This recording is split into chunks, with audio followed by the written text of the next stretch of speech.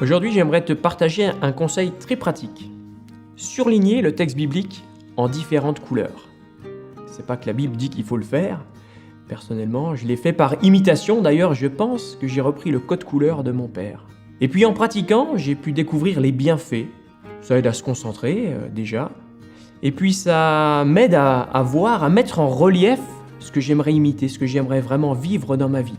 Aussi, ça me force à comprendre le texte le plus possible parce que je vais devoir choisir avec quelle couleur je vais surligner le texte que je suis en train de lire. En bonus, je pourrais mentionner aussi que je vois le ton du chapitre quand je m'éloigne un petit peu, je vois quelle est la couleur dominante.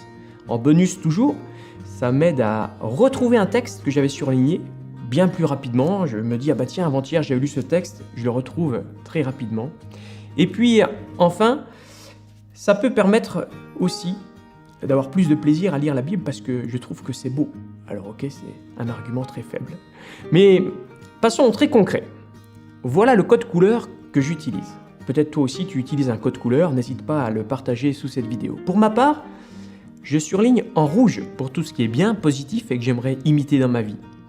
Et puis le jaune pour ce qui est conséquence du positif, bien souvent des promesses. Ensuite, en bleu, tout ce qui est négatif que justement je n'aimerais pas vivre. Et le vert, pour ce qui est conséquence du bleu, bien souvent des promesses négatives, des promesses de jugement. Il me reste le rose pour ce qui concerne la personne de Dieu, par exemple son caractère, et le orange pour surligner des noms propres, des noms de personnes, des noms de lieux. Alors par exemple, Tite, chapitre 3, je lis.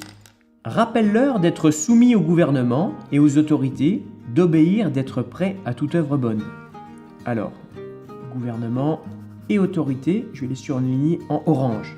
Et puis, ce que j'aimerais imiter, en rouge, donc être soumis. Ensuite, obéir et être prêt à toute œuvre bonne. De ne médire de personne, d'être paisible, conciliant, plein de douceur envers tous les hommes. Alors, médire, ça c'est bien sûr quelque chose que je n'aimerais pas imiter. Et par contre, j'aimerais imiter d'être paisible, conciliant, plein de douceur envers tous les hommes. Car nous aussi, nous étions autrefois, alors là, attention, il y a beaucoup de bleus qui arrivent, insensés, désobéissants, égarés, asservis à toute espèce de désir et de passion, vivant dans la méchanceté et dans l'envie, odieux et nous haïssant les uns les autres. Mais, lorsque la bonté de Dieu, notre Sauveur, et son amour pour les hommes ont été manifestés, il nous a sauvés, non parce que nous aurions fait des œuvres de justice, mais en vertu de sa propre miséricorde.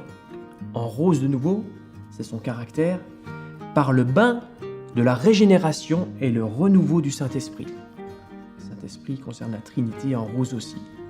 Il l'a répandu sur nous avec abondance par Jésus-Christ notre Sauveur, en rose, afin que, justifiés par sa grâce, nous devenions héritiers dans l'espérance de la vie éternelle.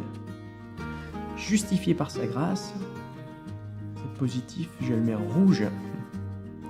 Et puis une belle promesse, en jaune, héritier dans l'espérance de la vie éternelle. Alors une fois que tu as surligné de cette manière toute ta Bible, oui, il faudra changer de Bible. Mais ça tombe bien, tu en auras une pour ton sac à dos, une à laisser au lieu de travail et puis une pour chez toi. Si tu veux essayer, il te reste à choisir ton code couleur et puis à acheter des crayons qui ne se voient pas de l'autre côté de la page lorsque tu surlignes.